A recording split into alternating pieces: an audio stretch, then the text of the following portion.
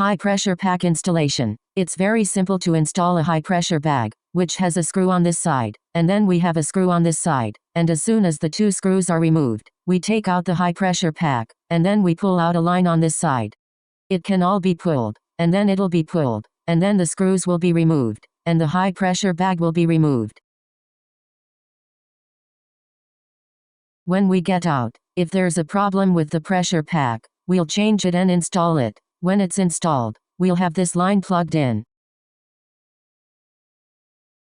Alright, let's get this high voltage line installed, and we'll just get this wire packed.